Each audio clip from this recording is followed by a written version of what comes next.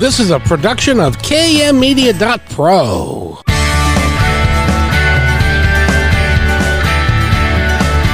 Welcome back to Positive Talk Radio.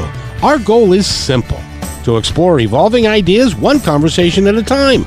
So come on over into our world. I know you'll like it, because on today's show, we've got an extraordinary young lady with us today, and she is a performer, she is a producer, she is a writer, and she's written her own book, and she's here to tell us how you can do all of those things if you choose to.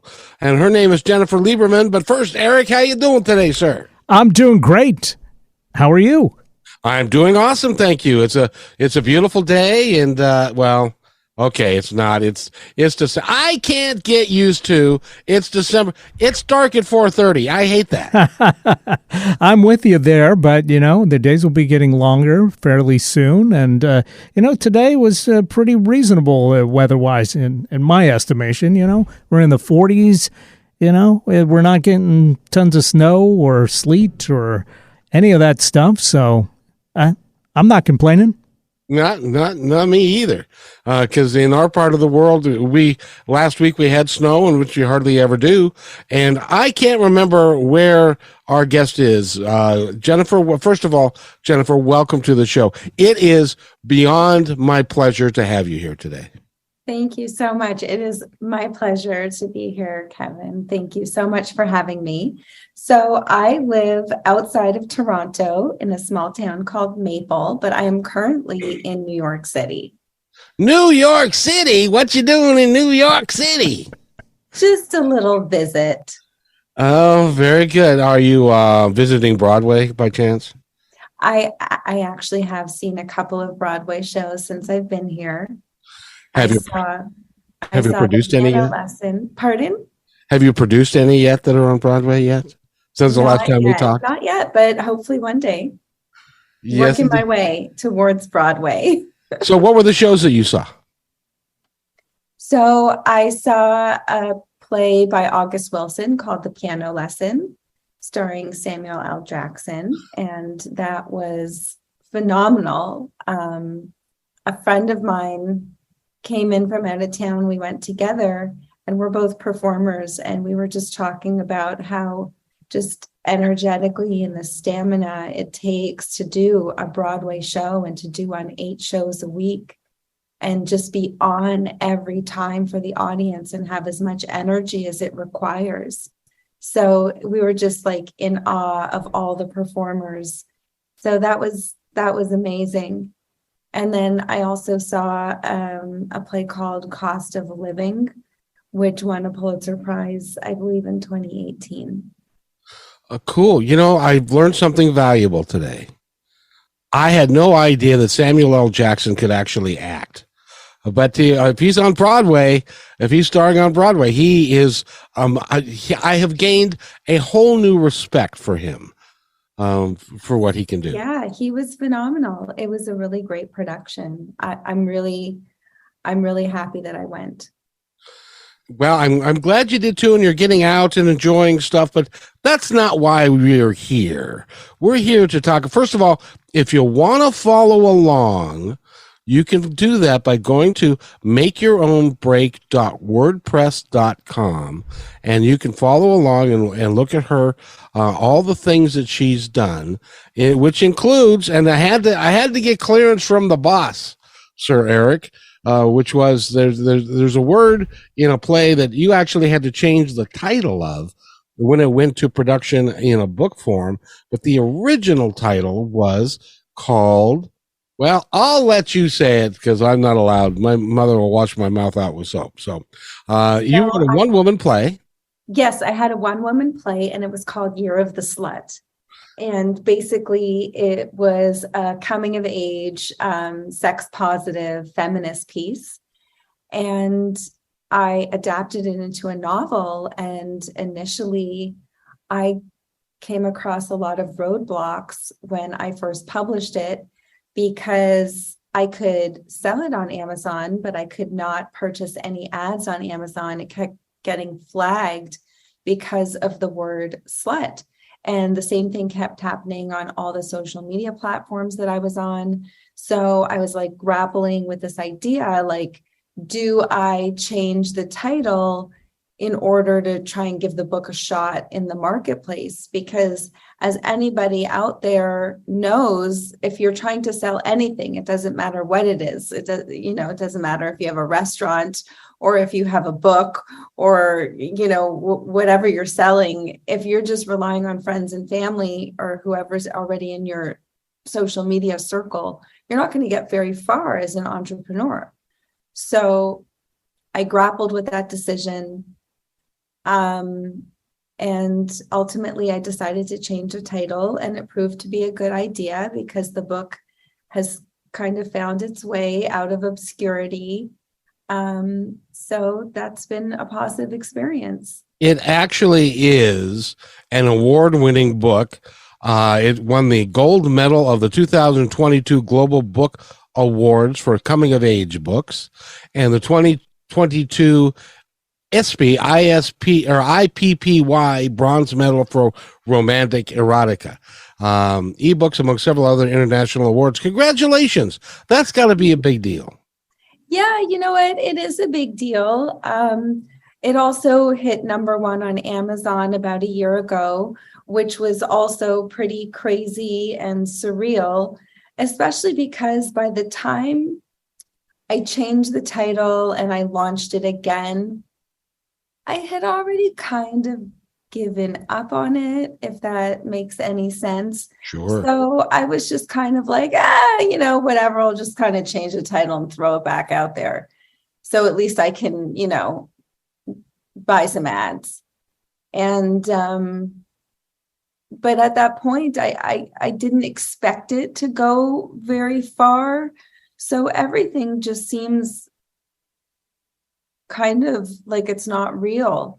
And the fact that it got recognized for any awards, let alone as many as it has, it's just like, wow, it's like the little train that could, because not just changing the title, but the book itself, I gave up on at least 3 different times over many years because I get a fire lit under me and I get really jazzed about something, like the new draft or whatever. And then I'd submit it to agents and publishers and just different people in the industry and wouldn't hear anything. And, you go through a cycle of being really motivated for a few months and you don't get the results you're hoping for. It's easy to get unmotivated. I guess my saving grace is that I might have gotten unmotivated with this particular project, but I never got unmotivated enough to stop being a creative altogether, which I guess has been lucky for me, because in the interims of giving up on the book and giving up on trying to get it published, I focused on a different creative endeavor each time. So whether it was a web series or a short film or a poetry book or doing a play, there was always something else creatively that I, #1, had an outlet, and #2, had something to focus my energy on and still stay inspired and still stay in a creative state.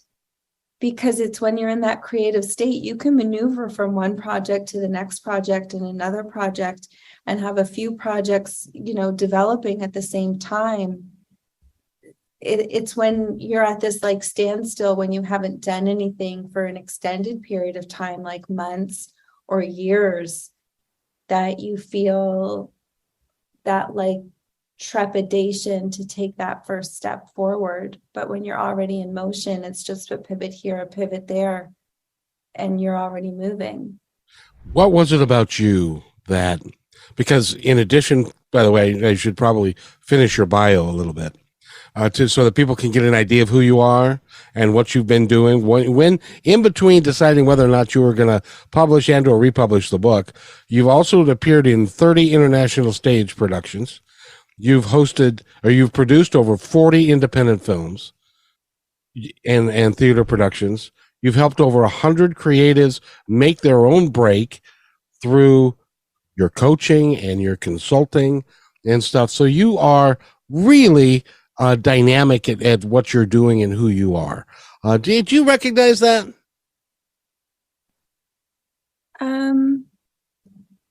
Well, I know it's a terrible place to put the person that's like, yeah, yeah, of course I recognize it. I'm dang near perfect, but yeah, but I always realized I was a good problem solver, uh-huh. and I can see ways into and out of situations that other people don't necessarily see. And I've always had confidence to lead and delegate. And, I guess I've just been kind of decisive as opposed to, wishy-washy when it comes to having to make decisions.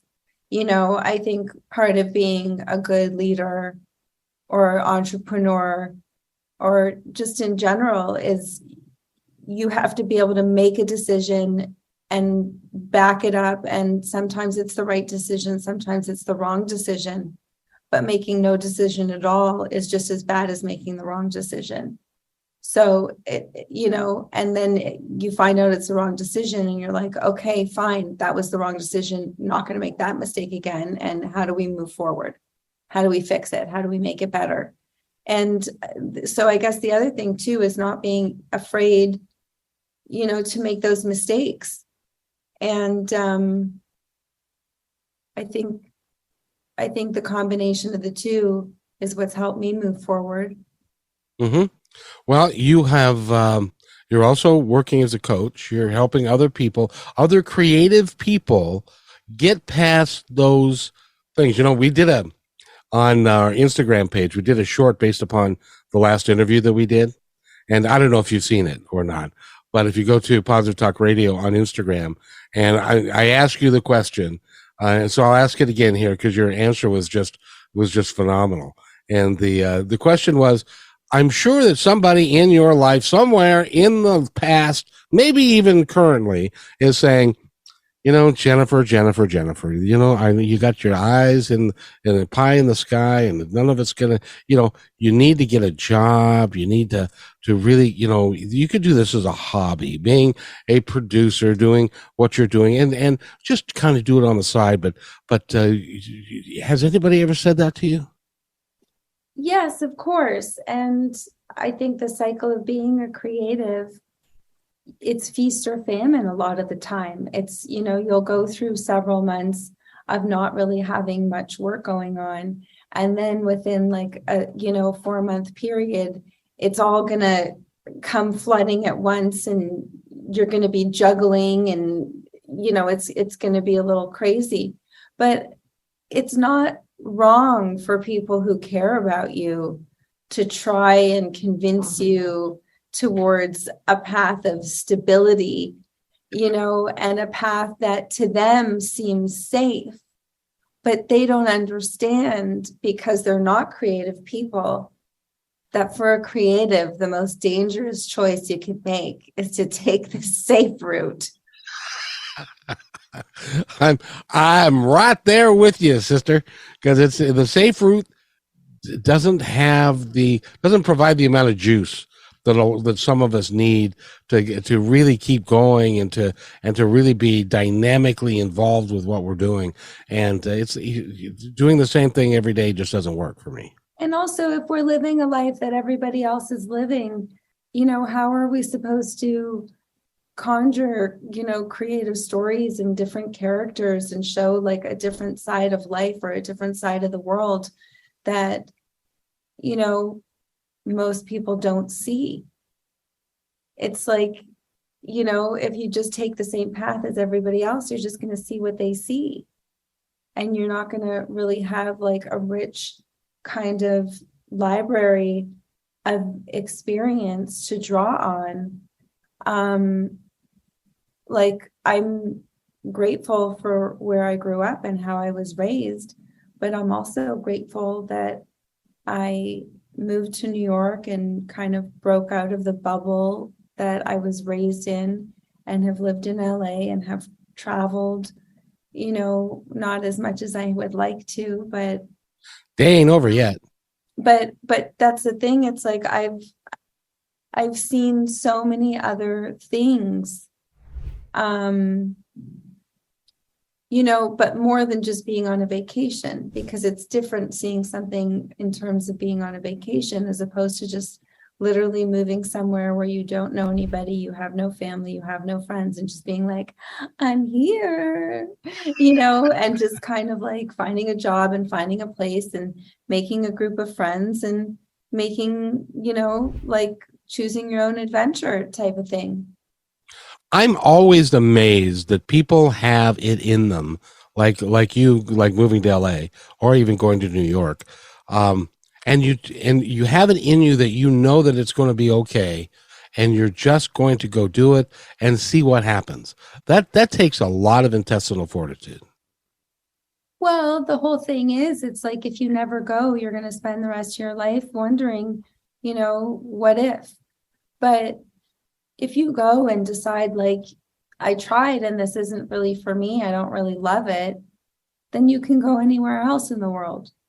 You can go home, or you can go try something else. You can try another city. You can try, going to a different school in another country and taking something else. Like, there's always the freedom to change. It's like, I feel like a lot of people think when you make this decision to be a creative, that you're locked to it for the rest of your life.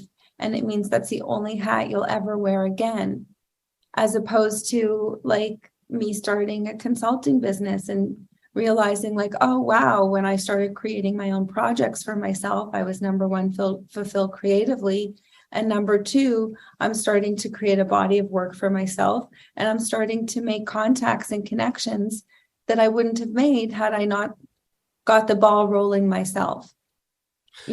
So I realized I can help other people do that. That wasn't really what I envisioned when I was 16 years old and decided like, I'm going to be an actor and I'm going to be a writer and create my own, and like, sell scripts and be an actor. I didn't realize it was creating my own projects and producing my own vehicles. Like I didn't have enough experience to put that together. But once I did, I realized I could help other people do that same thing.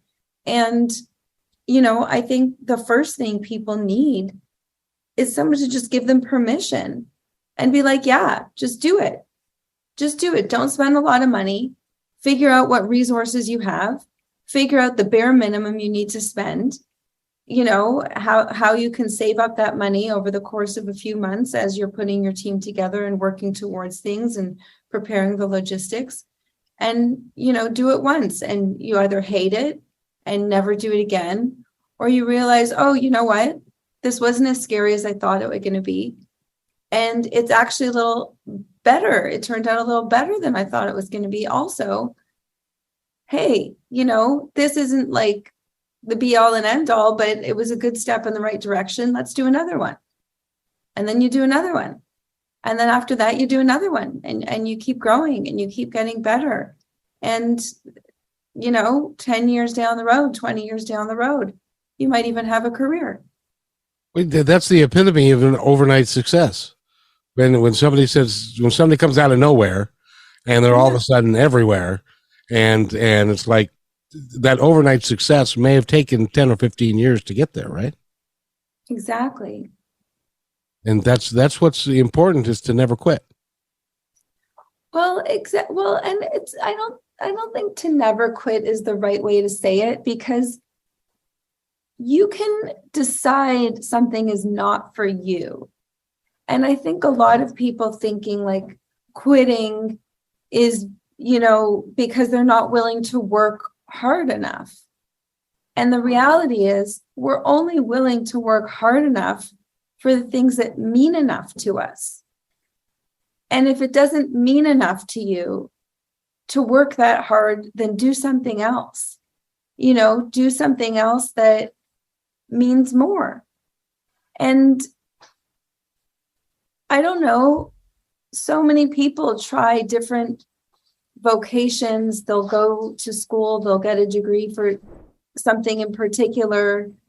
They'll work in that field for a year or two, decide it's not for them. They'll get another job somewhere else, and nobody thinks anything of it. Nobody thinks it's a big deal for somebody to start out on the path going in one direction and then turn into another direction and end up in a completely different field than they ever dreamed of. But why is it with the creative, when somebody has the courage to say, I'm a creative person, I'm a writer, I'm an actor, I'm a director, I'm a painter, I am this, and I'm going to, pursue this.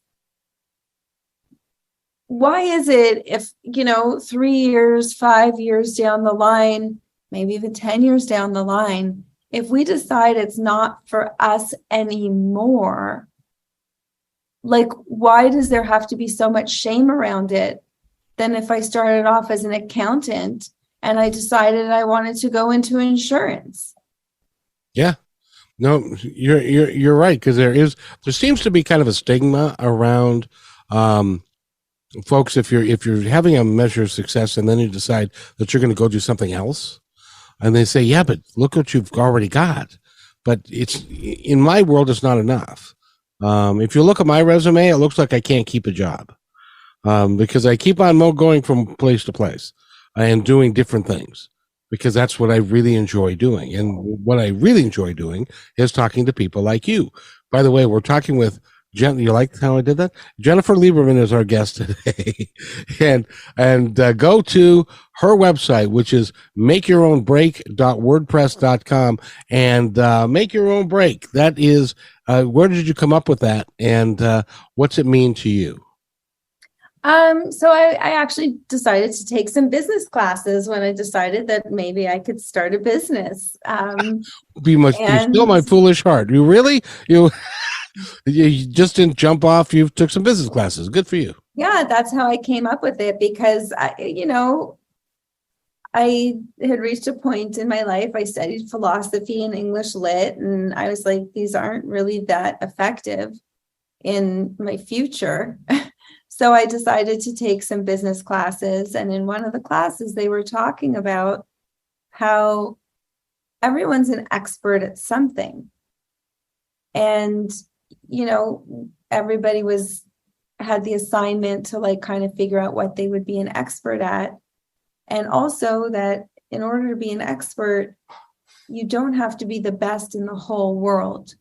You just have to be a few steps ahead of the people that you're going to be helping, because your level of expertise is that much more advanced than theirs. And I realized that I was pretty much an expert in low budget film and theater production, and basically kind of making something happen out of nothing with a limited budget, limited resources, and just going at it anyway. Because the first thing you make isn't going to be your best thing. It's just a jumping off point. And you're just going to keep getting better from there. And the less resources you spend when you're first getting started, the less guilty you feel when things don't turn out the way you want them to, because they're not going to the first time around. Well, go ahead. Yeah. So anyway, I was in these business classes, and then we had to kind of come up with a slogan for our business. And, the proverbial, all these actors are waiting tables, waiting for their big break. Yeah. So I thought, living between Toronto and New York and LA and working in restaurants, and, there's a bunch of creatives, whether it's musicians, actors, writers, painters, and I just realized, stop waiting, start creating, and make your own break. Make it for yourself. Don't wait for anyone to give you a big break or hand it to you or whatever. Work begets work. Momentum, begets more momentum. So just start moving forward. And, with each step you put in front of the next, you get closer to where you're going, and the momentum speeds up. Like the pace picks up as you go. No, I agree. And you know what I said that you only fail when you quit? What I meant by that, let me clarify, was that when you have a dream and the dream is hard and sometimes it doesn't work out perfectly the first time, that, or the second time, but it's an evolutionary process and it becomes easier the more experience you have because you've already, what was it? Edison failed at developing the light bulb like 1,000 times, and he's hailed as a great artist or a great scientist for developing the light bulb, but he failed 999 times. So, and that happens, but you just got to keep going. Follow your heart and keep going. Yeah, exactly. It's easy to give up. It's easy to talk most people ourselves tell out you. of things. Yeah, most people tell you to give up, and they verify and validate when you say, "I don't know if I'm going to make this work." They say, "Yeah, you're probably right. It's not going to work."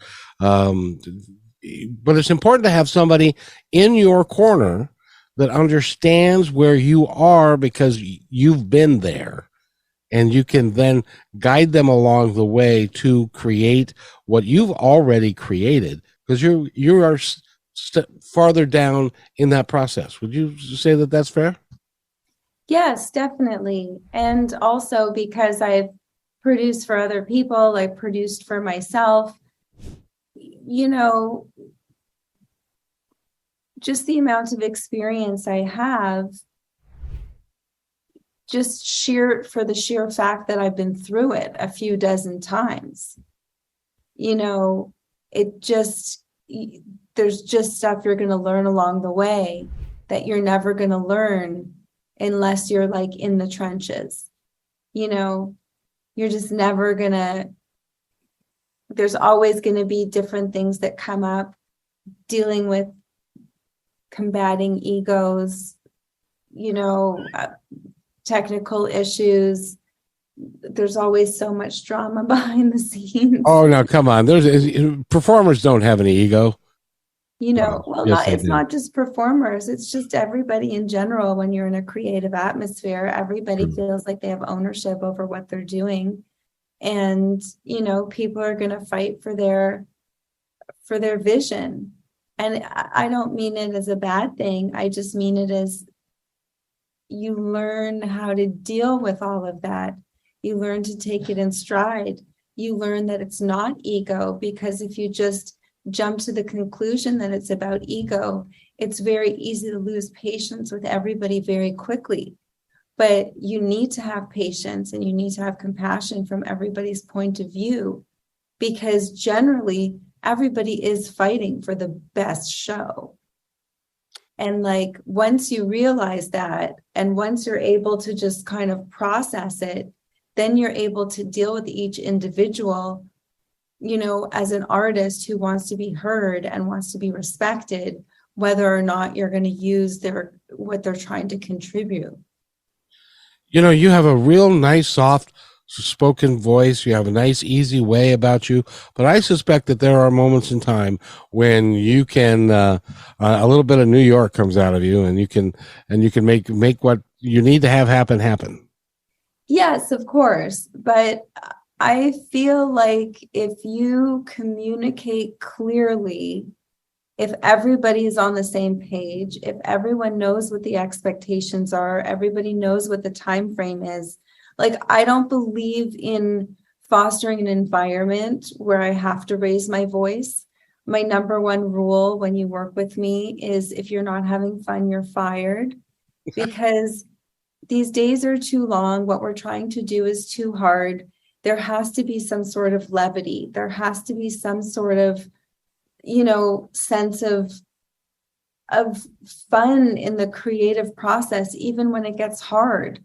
Because sure, these days get grueling, but if we're rooted in the fact that like we get to make believe for money, like that alone, has to be like the baseline of like we have to at least enjoy it a little bit, compared to what a lot of other people are doing to put food on the table. Well, and just first of all, we're talking with Jennifer Lieberman. She is a coach, and she is a actress. She is or an actor, depending on how you like to do that. And, she's a producer, and, she has got a website, and go to, makeyourownbreak.wordpress.com. You can find out all about her. You can also contact her through that site as well. And she's got some client testimonials and stuff. When we come back, I want to ask you what it's like to put on a one-woman show and to stand up there for, 90 minutes or whatever it is, all by yourself, because you got no one to blame but yourself if it sucks or if it's great or whatever it is. So we're going to take a real quick break. It's just a couple of moments, folks. So just stay put, would you please? And we'll be right back with Jennifer Lieberman. When you want to say more than words communicate, you can with flowers. Your custom boutique floral studio in Bothell, Washington is anaturaldesign.com, connecting you to nature through the language of flowers. Where your people are is where our flowers are beautiful. Your success is our goal. Now through New Year's Eve, here's your exclusive bonus for being our appreciated listener. Type in promo code Positive Talk Radio at checkout to receive $20 off your order. Our gift to you for being here with us today. anaturaldesign.com. These days, it's difficult to be able to do it all, especially as a small business owner.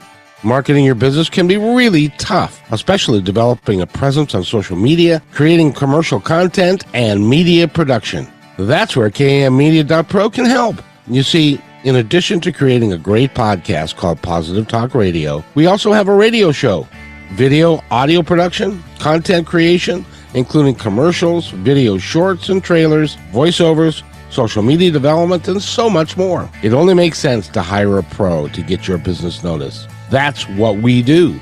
Please visit kmmedia.pro for more information and to schedule a consultation to take your business stream to the next level. That's kmmedia.pro. Yes, we can.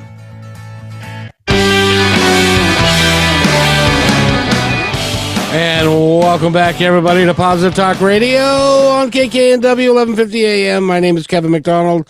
I'm your host. We are here at 3 o'clock on Mondays, and today, of course, being 4 o'clock, we're here at 4 o'clock on Wednesdays, and then at noon on Fridays.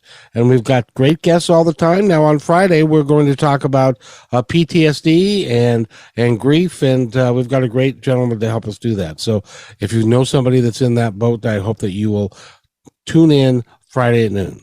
But Jennifer Lieberman is with us. And Jennifer, I got to tell you, because some of these commercials I write myself and I voice them myself, as you probably guessed, or I have somebody else do it, and she's much better than I am. But I'm always nervous when I play them in front of creatives, because you guys are professionals at what you do. Even though I would like to, anyway. So what did you think? I thought you did a great job. I know you have to say that, I know, but I just was fishing for compliments just because you know how that is. But I wanted to touch bases again. You wrote a one-woman play, wrote it and staged it and blocked it and did all of that, and then you performed it for a period of time. It was called the Year of the Slut. The Year of the Slut, and Eric says that we can say that, so that's okay.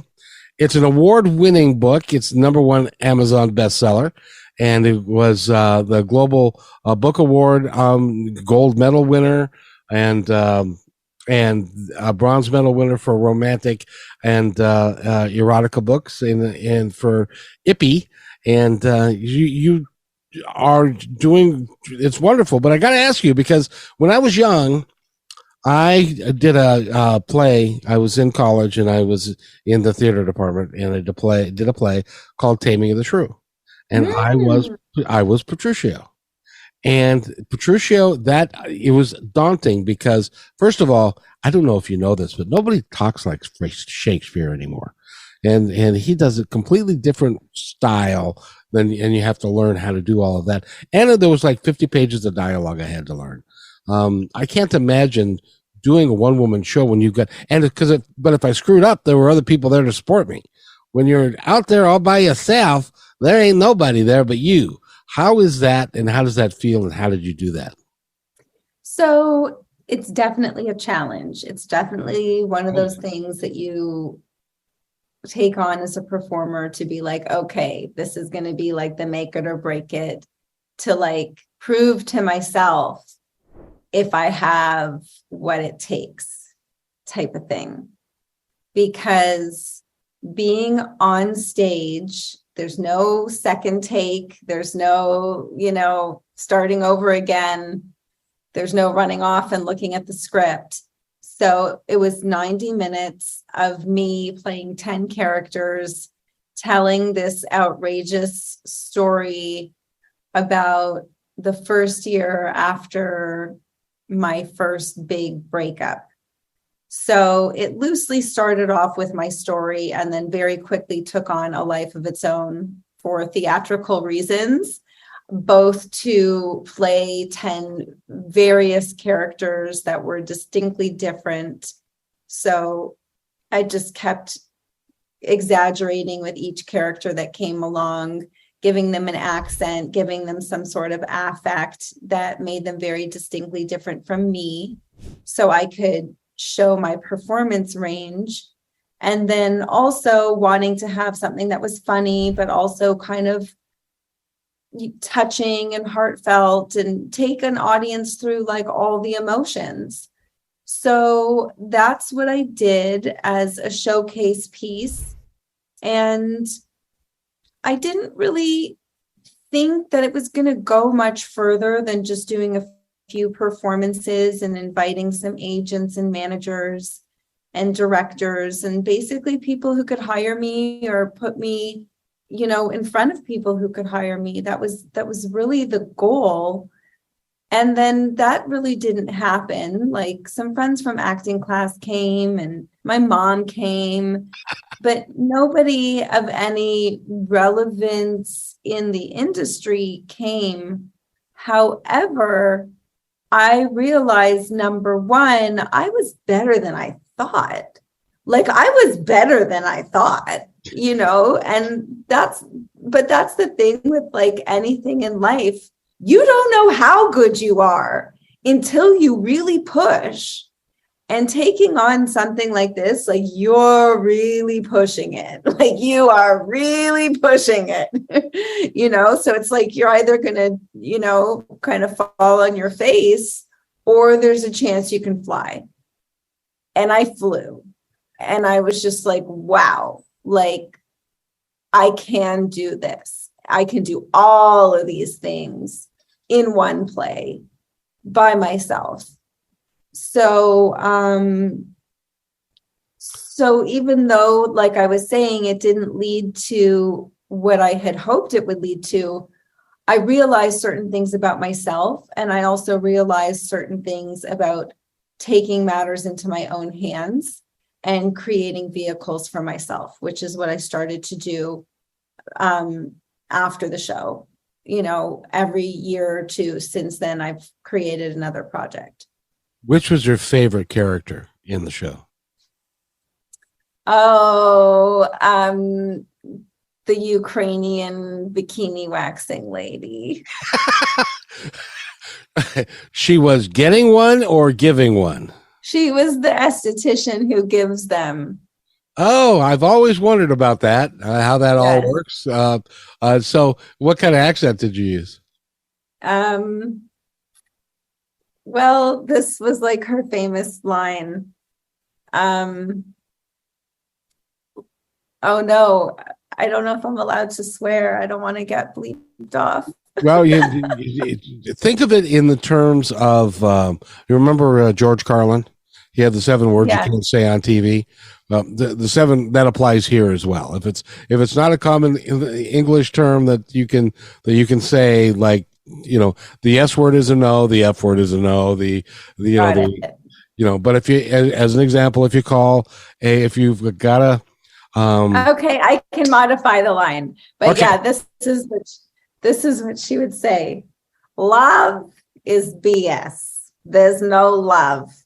there's hard work and hard life, or easy life with rich man. If he not, I can't say that word either. No, thank you for cleaning that up, because Eric was standing over there at the dump button, making sure that he didn't have to modify the dialogue at all. So thank you for that. But see, and that people cannot see you. I can. So I can be the witness that when we talked about a character, a light came on in your eyes and you just shone through, and that is a performer. That's what you do. Thank you. And that was awesome. So if you want to go watch this episode, you can't, because it's on audio, but you can. She's been on the show on positivetalkradio.net before, and that is video. So you can go to positivetalkradio.net, and you can listen to the previous interview that we did, which is why I had to have you back, because you are Thank you. You're so dynamic and you're so good, and you can help people that are. I know people that have got a screenplay. I know one gal in particular. She's gotten a screenplay. She's been shopping it around, and she's waiting for somebody to pick it up. And I think that it would behoove her to move it forward within herself. Is that what you would coach her to do? So yeah, here's a little bit of free advice. So if somebody came to me in that situation, I would suggest to them to find one little piece of their feature film that's a standalone scene that they could make as a short film. Make it as a short film, submit it to festivals, and when you're going to festivals and networking with producers and directors and different people who are in the film industry, you say, oh yes, this is just a piece of my bigger project, my feature film. And then you give them the script. That's brilliant. Simply brilliant, my dear, because they get a taste of your work. You don't spend a ton of money trying to put it together, and that would be a good thing to do. Well, a film festival is kind of wasted if you're not using it as a stepping stone to make your next move. But we left Yara, and I wanted to go back to her because she's my favorite character, because she's this older woman who, comes from Ukraine, and she just is so kind of jaded with life. And it's all about just find a rich guy. What's your problem? There's no such thing as love. You young girls are so silly. Just go find a rich man and be done with it. Which is hilarious, because it's such nowadays it's such an old world view of what young girls think about when they're dating. It really is. But now, when you were writing the play, and you were coming up with the 10 characters, and they're all different, did you developed their dialogue based upon what you perceived to be their personality? And I imagine you had to build a whole character of each person. Yeah. And that's the thing too, as I was writing it, I wasn't just sitting down writing. I was pacing and the movements, a lot of them, I started moving as this person first and started feeling them in my body. I was a mime. I was with a mime company. So I'm very much of a physical performer. And so I would embody a lot of them, kind of how they would move and what part of their face they would hold. Did they have pursed lips, or did they have squinty, squinty eyes, they were very tired all the time, just different characteristics. And that would kind of inform their dialogue and inform how they sounded. And it's really this crazy, for me, when I do it, it's this crazy experience of it's not just me sitting and writing. I'm using my whole body, and I'm using my voice, and I'm, like spinning in my head. It's nuts. Do you find that when you're performing, and especially when you're doing 10 characters in a 90-minute production, that you take on a bit of those people and you lose yourself within the role of each individual? Yeah, that's the most fun. Like, that's the most fun about it. It's like when I'm writing them, they kind of creep up on me. It's not me inventing them. It's them kind of like finding themselves out of me, as opposed to me like grasping them from thin air and putting them into my imagination. So from that standpoint, you can help somebody learn how to do a screenplay, learn how to do a play, and develop the blocking and the dialogue. Well, it takes a whole team in terms of blocking. Like, you need directors for that. Like for my one woman show, I had a director, I had a choreographer, I had a composer, I had all of these people. Fortunately, I elicited friends of mine, and that's how I was able to get things done. People would give me like time in between their sessions, or, an afternoon here or an hour or two there. And that's basically how I got things done. But that's also one of the skills that I help my clients with, is like help figuring out like what resources they have versus what resources they need. And, obviously you're not going to make something that's so below standard, like it doesn't make any sense. But nowadays, people are winning Sundance with movies they made on their iPhone. We're in a very different world right now in what we're capable of.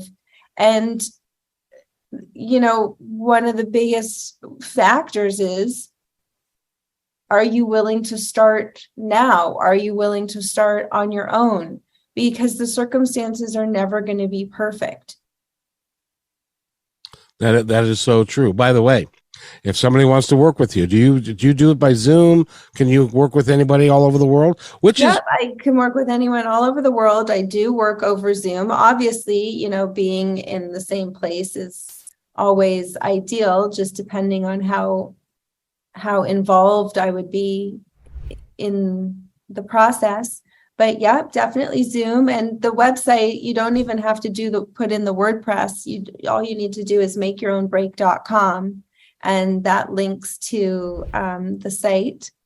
And that's the easiest way to find me. There's a contact page on there.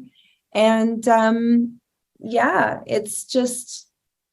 How did you get that domain name? Have you had that for a long time? Yeah, I have. I was going to say, because that would get snapped up in today's market if you were to release that. Thank you. Well, it's what's interesting is positivetalkradio.com. We use positivetalkradio.net because somebody has positivetalkradio.com and they don't have a website associated with it anymore, but they want $3,000 for positivetalkradio.com. It's amazing what people can get for domains these days. I'm not going to pay that, but that's what they can get. Yeah. So, it's incredible. But congratulations on everything that you're doing. And what do you got in the works right now besides just goofing off in New York City? Yeah, well, I'm not quite goofing off here. Oh, good. But I am, things are starting to wind down. It's already, believe it or not, the first week of December is already gone. I know. Starts in 10 days. In exactly 2 weeks, it's winter solstice. So that'll be the shortest day of the year, and we'll be on the upswing from there in terms of daylight hours. Yay. It's like pretty nuts. It's pretty nuts what's going on now. I'm getting ready to hibernate for the winter. Are you finding the time is flying by really fast? I am, yes. Me too. It's like pretty nuts. It's already December. It seems like it was just June, like 3 days ago. I know. It seems like it was 93 8 days ago. And what's the weather like in New York City today? It's been rainy. It was kind of mild, like 57 degrees, but like misty, rainy, like soggy. It's been soggy for the past few days here. So are you allowed to say what it is that you're doing in New York City to do some work? No, I'm just meeting with some friends, enjoying the city, getting inspired. Very good. Are you going to write something coming up, or are you going to? I'm always writing something. Oh, well, see, you're a creative. You can't stop. Exactly. That's really cool. Well, you know what I'd like to do? We've got just a few minutes left, about 6 minutes left, but I wanted to give you a moment to tell our audience, the audience is listening right now all over Seattle, and those that will be listening later on the podcast, positivetalkradio.net, and also on YouTube, and which we've got over almost 70,000 views in the last 5 months. So we're real proud of what's happening there. But I want to give you the opportunity to tell all those folks anything that you'd like them to know. All right. Well, my book, once again, is called Year of the What, adapted from the award-winning solo show Year of the Slut. It is a coming-of-age comedy, kind of like a Sex and the City. Definitely racy, definitely fun. And this weekend, starting on Friday the 9th, on the 9th, 10th, and 11th of December, the Kindle version is going to be on sale for 99 cents. It's usually $6.99. So if you are looking for a steamy, fun read to curl up to this winter, as the weather's starting to get cold, check out Year of the What on Amazon. And if you want to follow me on social media, my handle on Facebook, Instagram, Twitter, and YouTube is the @ I am Jen Lieberman. So @ I am Jen Lieberman on all the socials. And yeah, I hope everybody has like a safe and wonderful holiday season. If you were to give a young person some advice about they've got the itch, they want to be a performer, if you could give them one piece of advice, I don't want you to give all your secrets away, but just one piece of advice. If they want to be a performer, what would you suggest that they do? Well, this would be my advice for anybody, including performers. Become an expert at talking yourself into the things you want to do instead of out of the things you want to do. Can I put that on a t-shirt? Yeah, but I have to get some of the royalties. I'll split it with you. How about that? But it's true. I think we are all experts at talking ourselves out of our dreams, talking ourselves out of things that are going to make us happy, talking ourselves out of things we want to try. And the key is become an expert at talking yourself into it. Because we're all rejecting ourselves before we even get a chance for life to reject us. And you know, the thing is that there are enough people out there that are perfectly willing to reject you, that if you reject yourself and all you're doing is verifying what they're saying, and they have no idea who you are inside. Well, that's the whole thing. Nobody knows what you're made of except for you. So it really is vital that you follow your passion, follow your heart, and do what your heart tells you to do. And that's not always going to be what everybody else says that you should do. Because, you know, the first thing that people will tell you is that there are 300,000 people in the Screen Actors Guild, and probably, I don't know what, 3,000 of them make a living? Something like that, yeah. Yeah, but that's not what it's about. It's about doing the creative process. Yeah, I think it's just about staying true to your heart and doing what makes you happy, and staying creative and being a superstar are two different they're totally different things. I couldn't agree more. You want to be a superstar, well, go for it. I have no idea how to tell you how to get there. I like pure sure beats me. But you know what, Jen? I'm afraid that they're gonna kick us out now because we've run out of time for today. You need to come back so that we can do this again. Will you do that? Yes, I would love to. Thank you, Kevin. Thank you so much for being here. By the way, take care of each other because each other's all we've got. And we'll see you Friday at noon.